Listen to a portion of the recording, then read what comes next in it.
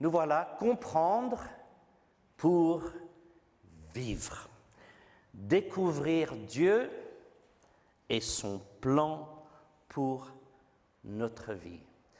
C'est une merveilleuse chose que nous avons la possibilité de pouvoir regarder à quel point Dieu existe et qu'il a un plan et que ce plan est présenté dans une parole qui nous a été donnée. Et beaucoup de gens me disent, mais pourquoi est-ce que Dieu nous a donné un livre? Pourquoi un livre? Et ce n'est pas n'importe quel livre. Vous savez, la Bible est le livre le plus vendu et le plus distribué au monde. Plus de 6 milliards de Bibles ont été distribuées pendant ces derniers 350 ans. Depuis qu'on a les applications pour les téléphones, 350 millions de personnes ont mis la Bible sur leur téléphone. C'est le livre le plus traduit au monde.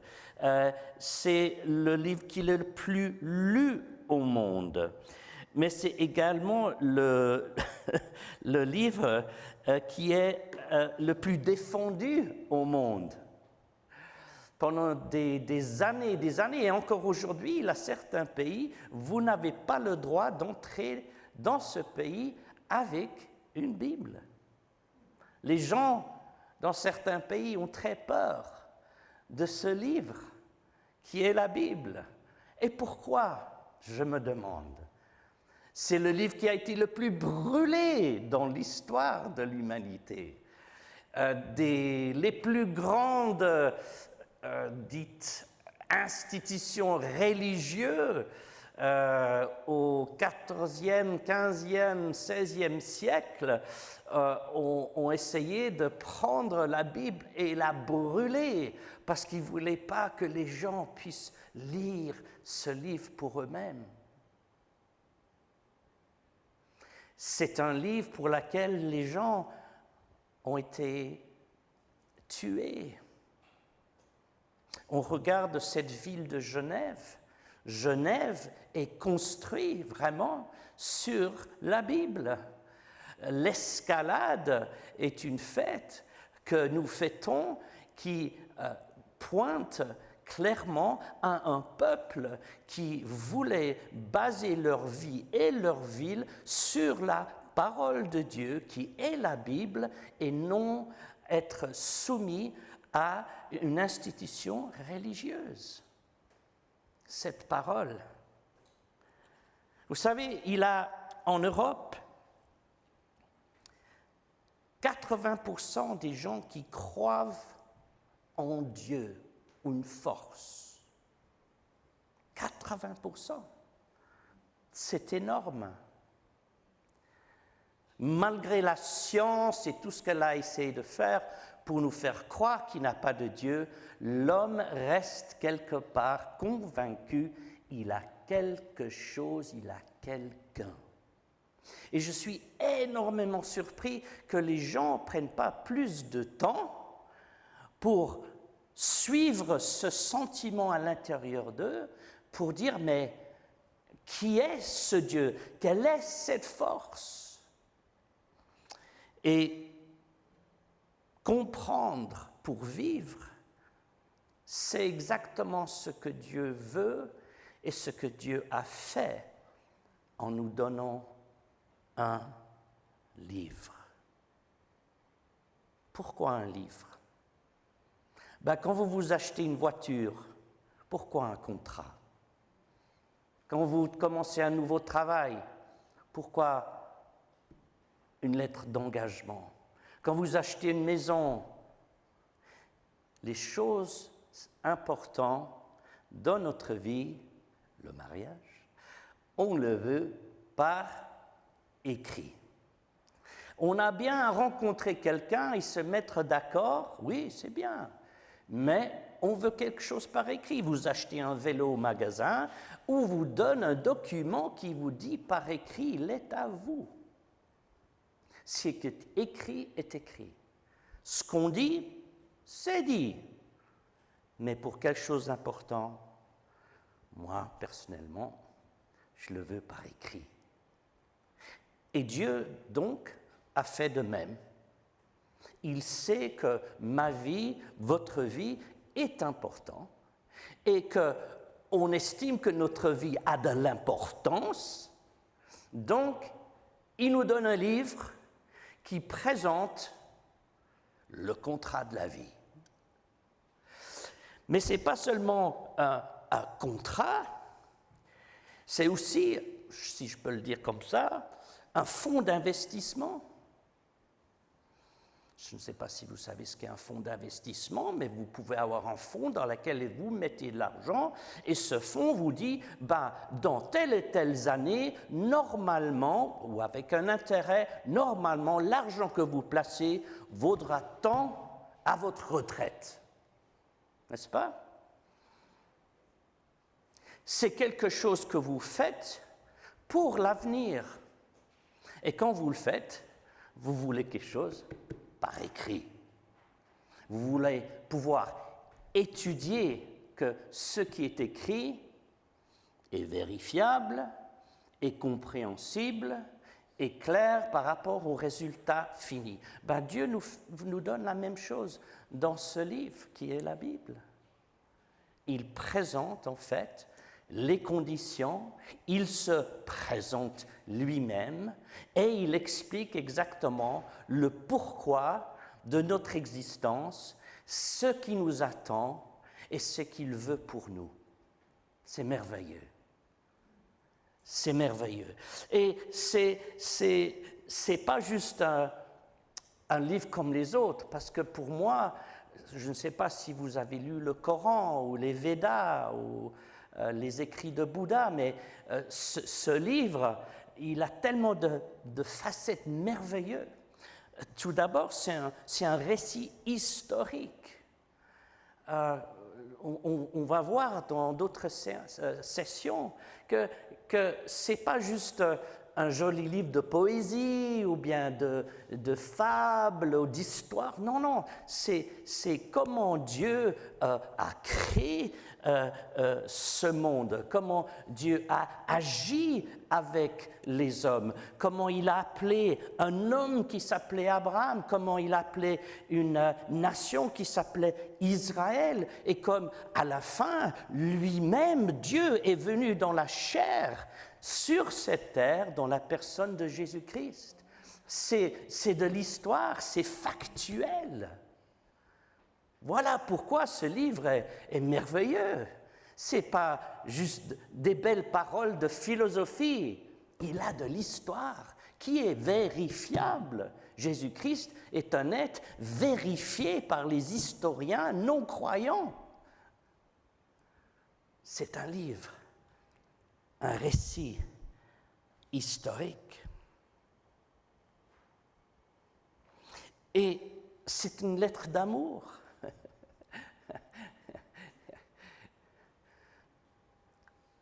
Il y a certaines personnes, il y a eu des histoires, que des gens sont tombés amoureux avec quelqu'un simplement par rapport à ce qu'ils écrivaient. C'est un peu différent de notre jour parce qu'on a FaceTime, on a la vidéo, on peut... Voilà. Mais il fut un temps, vous savez, que les gens s'écrivaient. Et Dieu nous écrit ses sentiments à travers les livres poétiques. Dieu parle et il dit à quel point il nous aime, comment il nous aime. Il fait un appel, si on veut. La Bible dit Dieu est amour et Dieu manifeste cet amour en le disant à travers les psaumes, dans les proverbes, dans le chant des chants, qui est une poésie entre Dieu et ceux qui croient en lui. Et on voit à quel point Dieu a de la passion pour nous. Ce n'est pas juste on est copains. Non. Il va jusqu'au point d'appeler les croyants qui sont à lui son épouse. C'est une lettre d'amour. Et ça me rassure de savoir que Dieu dit « Il m'aime ». Ça devrait vous rassurer. Et je sais, et on verra dans d'autres sessions, on peut dire « Mais si Dieu est amour, pourquoi ce monde il est dans un tel pétrin ?» On va voir ça. Mais ce que je veux dire tout d'abord, c'est que ce livre qui est la Bible est un livre historique. Et c'est une lettre d'amour de Dieu envers celui qui la lit. Troisièmement, c'est une biographie. Ce que je veux dire par cela, c'est que Dieu est venu dans ce monde, dans la personne de Jésus-Christ, et on peut voir sa nature, sa caractère à travers l'homme qu'il est devenu et qu'il est. Voilà la grandeur les écrits des 4 évangiles. Beaucoup de gens disent « Il y a Dieu, je sais, mais il est comment ?» Il est comment ce Dieu? Lisez les évangiles, vous allez voir comment il est ce Dieu. Jésus a dit « Celui qui me voit, voit Dieu ». Dieu s'est manifesté dans un homme, nous a apporté la parole vivifiante, une parole justement qui donne la vie, qui nous a donné un plan pour nous tous. C'est merveilleux, c'est merveilleux ce que Dieu a fait, ce que Dieu a dit dans la personne de Jésus-Christ. Toute personne ont pu dire de Jésus, je ne trouve aucune faute dans cet homme. Il était sans faute, toujours gentil, toujours vrai, toujours serviable.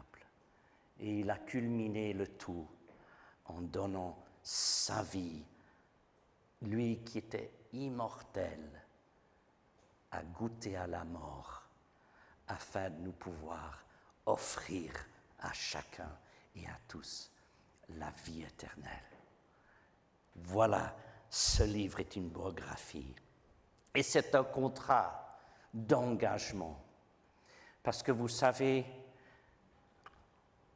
Dieu nous dit à travers Jésus-Christ, je me suis engagé envers toute personne qui vient à moi, parce que je rachète chaque vie qui vient à moi, parce que je l'achète avec ce sacrifice qui est sur cette croix.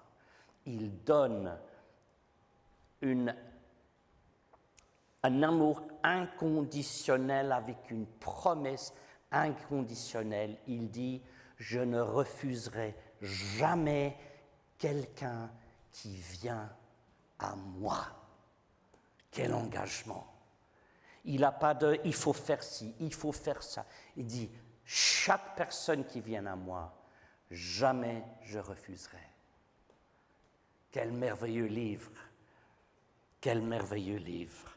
Et en plus, cet livre est une carte. C'est un GPS, si on peut le dire comme ça.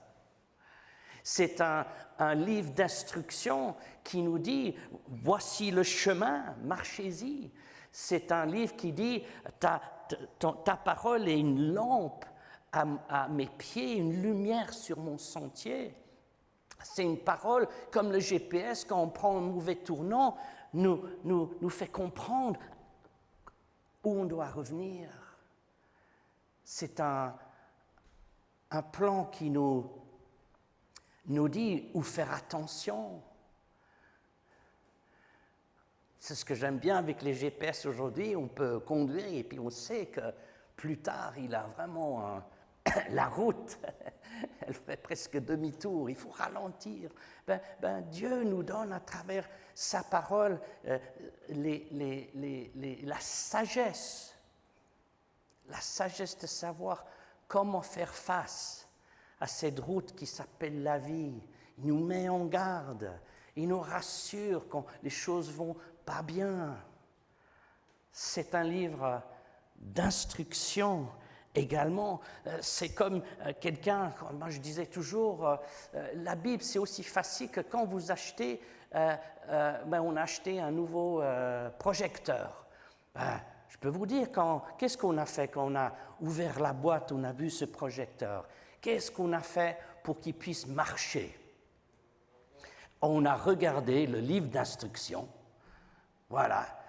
Les hommes, nous, des fois, on dit on n'en a pas besoin. On n'a pas besoin de regarder le livre d'instruction, n'est-ce pas? Et combien de fois, ou quand on achète Ikea, voilà, oh, j'ai pas besoin de regarder les instructions, c'est facile, je comprends. Ben non. Si un livre d'instruction nous est donné, c'est qu'on comprenne comment les choses marchent, de pouvoir faire les choses qu'on a besoin de faire afin que quand on pousse le on button, et presto, ça marche et ça fonctionne. Et la Bible est un livre d'instruction, comment venir à Dieu. Comment venir à lui. Et un livre d'instruction du pourquoi, du comment, de cette relation. Et c'est simple. Beaucoup de gens disent on ne peut pas comprendre la Bible. Oh oui, on peut pas tout comprendre. C'est comme ce projecteur. Je ne comprends pas comme les microchips, comme on dit ça, les puces. Comment c'est construit, j'ai pas besoin. Mais j'ai besoin de savoir l'essentiel. Et ce livre, qui est la Bible, nous permet de comprendre l'essentiel de ce que Dieu veut qu'on comprenne. C'est merveilleux. C'est merveilleux. Oh, vous savez, dans ces instructions, il y a aussi des promesses. Vous savez, en reprenant le plan de route, on a normalement une destination. Et Dieu nous dit dans ce livre, quelle est ta destination? On a parlé des investissements. Quelle est ta retraite à la fin? Quel est le résultat? Mais on veut savoir, n'est-ce pas? Parce qu'on ne voit pas ce que Dieu promet. Mais il nous fait comprendre clairement que la vie éternelle nous attend.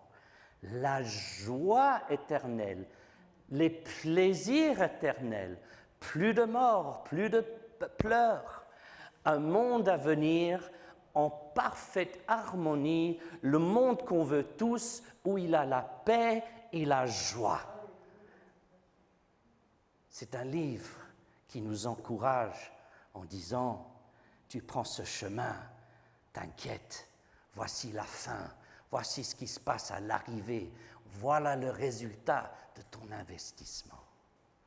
Quel merveilleux livre on a. Et finalement, c'est aussi un dictionnaire. Que veux-je dire par cela? Vous savez, les mots sont importants. On a un vocabulaire.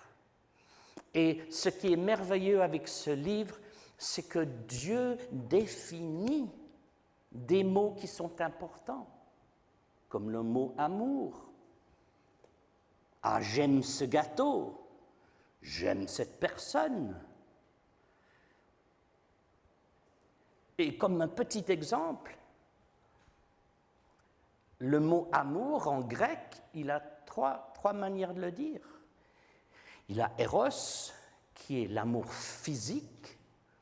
Il a agapé et philio. Et un veut dire un amour sentimental envers quelqu'un, et l'autre est un amour par principe, parce que j'honore cette personne et je veux servir cette personne. Voilà. Alors les gens, c'est important que quand Dieu dit « aime ton ennemi », c'est pas avoir des sentiments pour lui. Non, Dieu ne nous demande pas d'aimer notre ennemi, de vouloir chérir et le prendre dans mes bras. Non, non. Aimer ton ennemi, ça veut dire sois honorable, sois correct, fais du bien. Les mots sont importants. Beaucoup de gens disent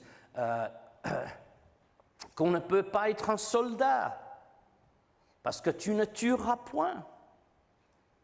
Mais il est important de savoir que ce mot « tuer » veut dire commettre un meurtre. On a le droit de se défendre.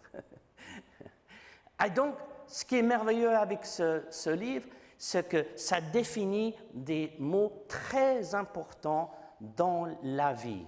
Et c'est un bon conseil, ça nous permet de comprendre les choses essentielles. Alléluia, je dois dire, c'est historiquement correct, c'est de l'amour, c'est une biographie, c'est un contrat d'engagement, c'est un plan, c'est une destination, c'est un dictionnaire. Voilà, c'est tout ce qu'on a besoin d'avoir dans un livre pour comprendre Dieu et son plan pour notre vie. Et c'est ça pourquoi il nous a donné un livre.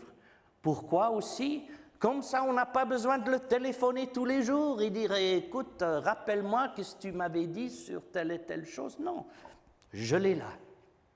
Je peux m'y référer quand je veux. Je peux me rassurer quand je veux. Je peux recevoir ces instructions quand je veux. Je peux revenir au contrat. Je peux venir à Dieu qui est son auteur et dire « Mais tu as dit, Seigneur, que tu serais toujours avec moi, que jamais tu me laisserais. » C'est merveilleux. Pourquoi Dieu nous a donné de l'écrit?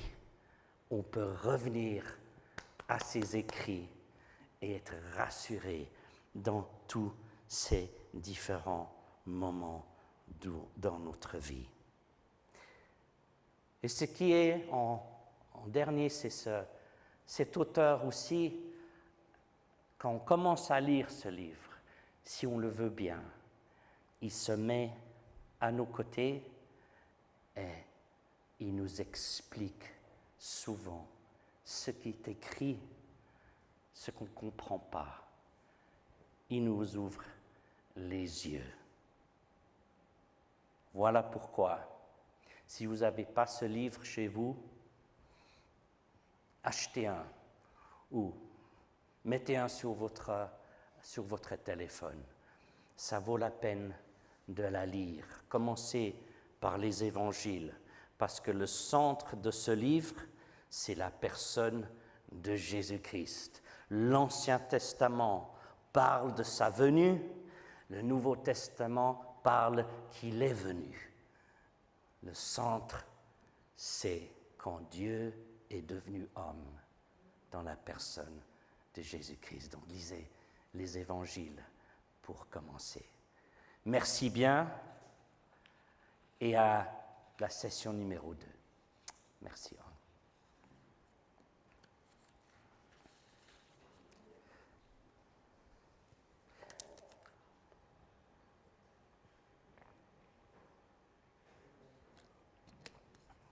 Je suis content parce que j'ai gardé les 20 minutes, 21 minutes. C'est un miracle. Moi, je vous dis, c'est un miracle. C'est un miracle. Ça on ne va pas enregistrer là, je me propose quelques minutes, mais je suis très content que j'ai gardé, c'était 21 minutes et 7 secondes. C'est superbe, c'est superbe, c'est superbe, c'est superbe. Voilà. On va commencer la deuxième session.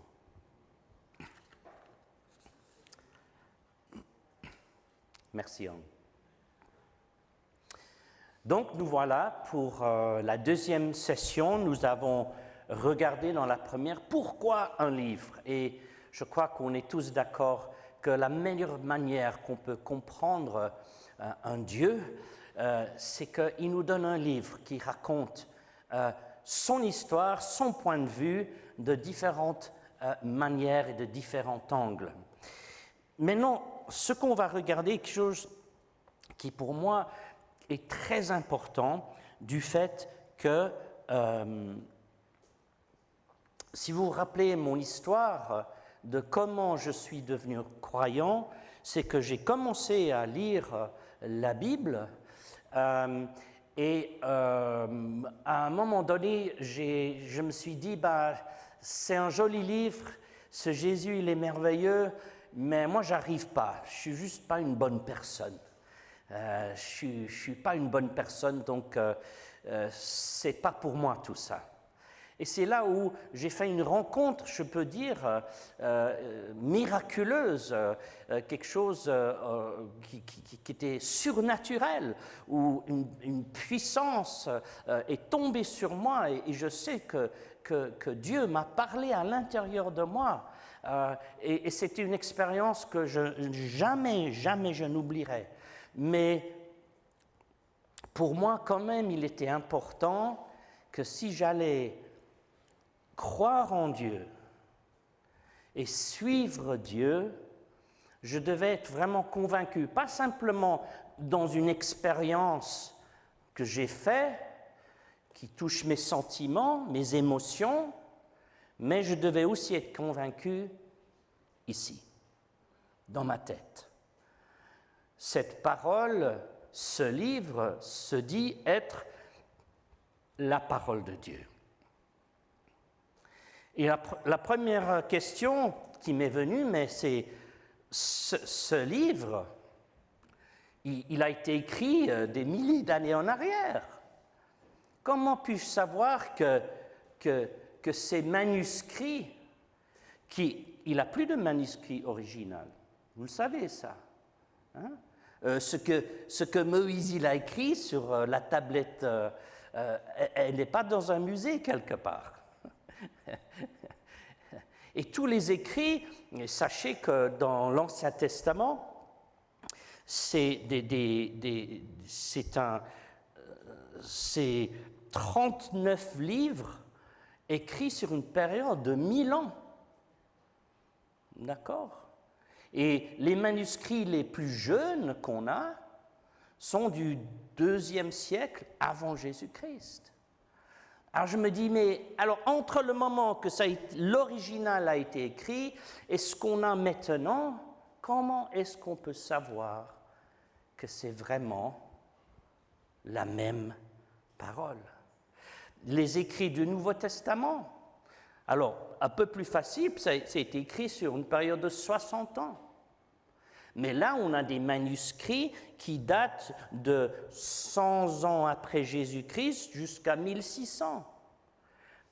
Mais ces manuscrits, est-ce qu'ils disent tous la même chose? Ça a été copié par des hommes. Comment est-ce qu'on est sûr que ces manuscrits sont exacts? Et s'il a des variances, des différences, s'il a beaucoup de différences, on est d'accord, c'est suspect. Je ne serais pas très content si j'avais une Bible et ce livre qui, dans les manuscrits originaux, et rappelons-nous, on parle des manuscrits originaux, je ne parle pas des traductions françaises, on va en revenir, on va en revenir. Parce que les gens ils disent « Quelle Bible je dois acheter ?» Mais je ne parle pas maintenant des traductions en français ou en anglais. Je parle des documents, des manuscrits originaux ou en hébreu ou en grec. Voilà. Alors, c'est très important de comprendre que c'est rassurant. Voilà. J'arrive tout de suite à la conclusion. C'est rassurant. Mais on va regarder exactement pourquoi c'est rassurant. Alors, j'aimerais, avant qu'on regarde un peu les chiffres, j'aimerais dire qu'il a eu, à travers les dernières, facilement, je dirais, les dernières 400 ans, il a eu des personnes qui ont passé, je dis, toute leur vie,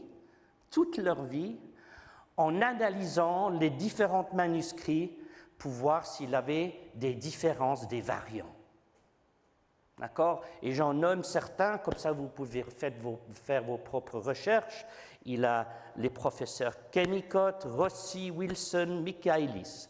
Déjà, ces quatre, c'est plus de 100, je dirais 120 ans, des hommes. Il devait être un peu geeky, comme on dit en anglais. Je veux dire, regarder des manuscrits pendant des décennies, regarder s'il y a une petite différence. Il faut aimer. Hein, il faut aimer. Je ne sais pas si je pourrais le faire. Mais voilà. Donc, dans l'Ancien Testament, regardons, on a 10 000 manuscrits sur 1200 ans. Et le pourcentage de variants, c'est 0,3%. Donc, 99,7% est en concordance. Maintenant, j'aimerais quand même dire, quand on dit de variants, on ne parle pas d'une virgule qui manque, ou bien un accent qui manque, ou par exemple, dans l'Ancien Testament, le I et le V, souvent il avait erreur, et il avait 150 000 variants, juste le I et le V. D'accord? Dans tous les textes, il avait 900 000 variants. D'accord? Mais par rapport à tous ces textes, à la fin, avaient une concordance, un ensemble de plus de 99%. Ce qui est énorme. Et c'est 10 000 manuscrits. Vous savez, la moyenne des manuscrits des livres d'Antiquité, vous savez combien de manuscrits c'est? 20. Les guerres de Julius César en Gallic Wars, je ne sais pas comment on dit ça, 10. Et je vous laisse regarder combien de manuscrits il a pour le Coran, les Védas et les écrits de Bouddha. Vous allez être choqués. 10 000 manuscrits juste pour l'Ancien Testament. Je peux vous dire, et la plus grande découverte était quand on a découvert les manuscrits de la Mer Morte. Il a 70 ans en arrière. On a trouvé quasiment toute la Bible, Ancien Testament, une concordance quasiment exacte avec tout ce qu'on avait eu avant, mais qui était plus récent. Dieu préserve sa parole. Et on va le voir encore plus tard, la preuve que Dieu préserve sa parole. Mais là, on fait juste une analyse des manuscrits. Si on regarde le Nouveau Testament, il a 5800 manuscrits sur 1400 ans, 0,6 de variants. Et j'aimerais quand même dire ceci, c'est très important, ce que je vais vous dire maintenant, c'est qu'il a une plus grande variante à cause de deux textes qui ont été insérés dans les analyses. Et on va en regarder plus tard, mais c'est les textes Vinatikus et Sinaiticus.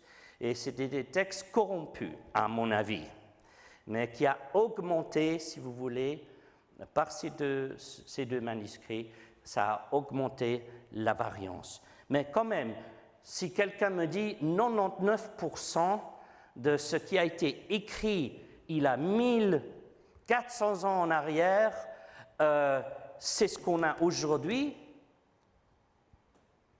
moi ça me va. Et je crois que tout le monde, on est d'accord d'une chose aussi, qu'aucune de ces variantes change le sens de le message essentiel qu'on trouve dans la parole de Dieu, qui est la Bible, ce livre que Dieu nous a donné.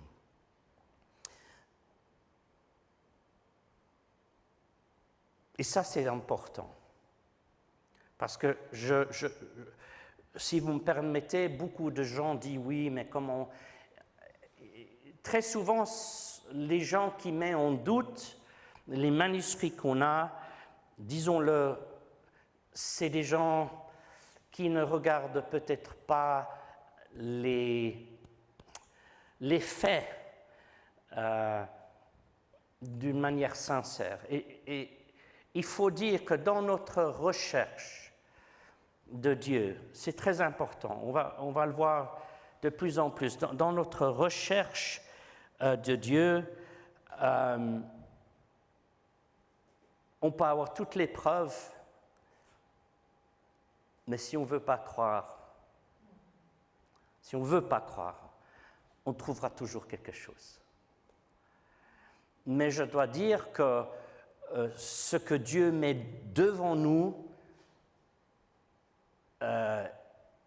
si on devait être dans un tribunal, l'évidence qui est donnée, on va voir avec les sessions plus tard, l'évidence qui nous est donnée, on ne peut que dire, Dieu nous a donné un livre et on est sûr. Et important pour nous de savoir, par exemple, la plus grande divergence qu'il a, je vais vous le dire, c'est dans le livre de Marc. Et c'est étrange parce que l'évangile de Marc était probablement une des premières des évangiles qui ont été écrits. Et c'est l'évangile le plus court. Mais les versets 9 à 20 est dit par certaines personnes que ce n'est pas dans les plus anciens des manuscrits. Voilà, les plus anciens. Et ce qu'on ne comprend pas, c'est que très souvent, les plus anciens manuscrits étaient les manuscrits qui n'étaient pas utilisés. Et pourquoi ils n'étaient pas utilisés? Parce qu'ils étaient reconnus comme étant corrompus. Et c'est étrange parce que les derniers versets de Marc parlent où Jésus dit « Voici des signes qui accompagneront ceux qui auront cru. Ils parleront dans d'autres langues. Ils imposeront les mains aux malades, ils seront guéris. Ils chasseront les démons. » Des choses importantes.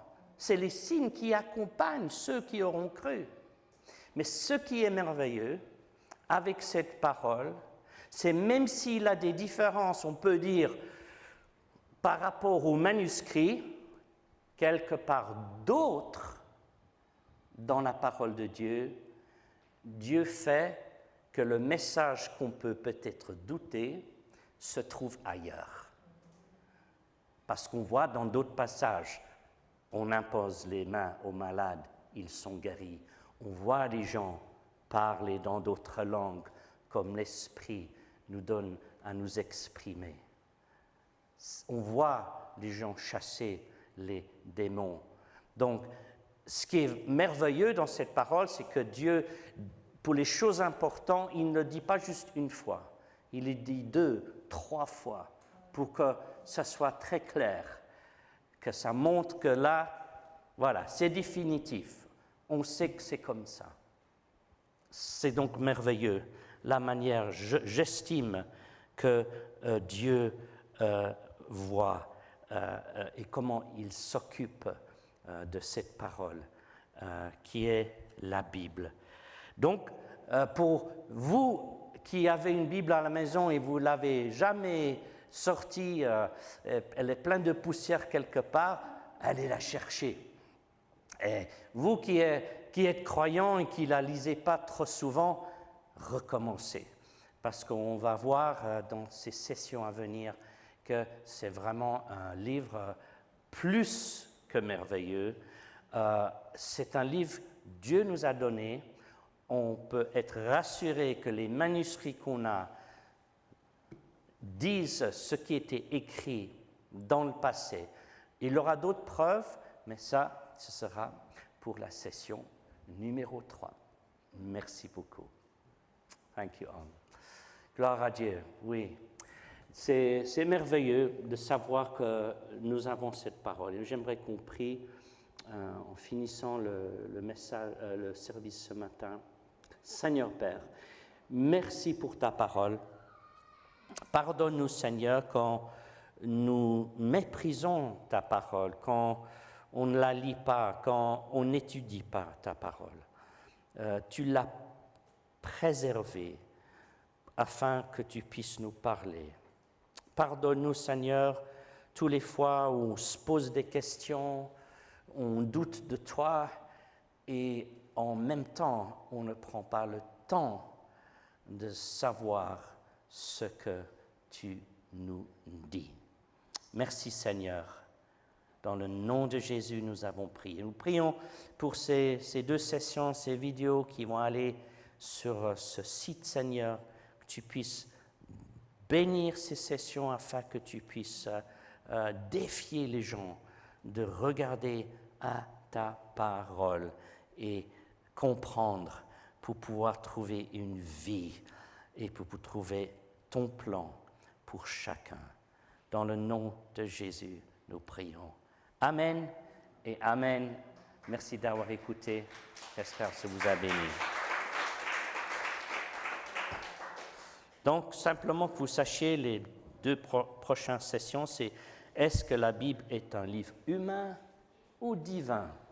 Et comment lire la Bible? Voilà, si vous voulez rester. Merci, Dieu vous bénisse.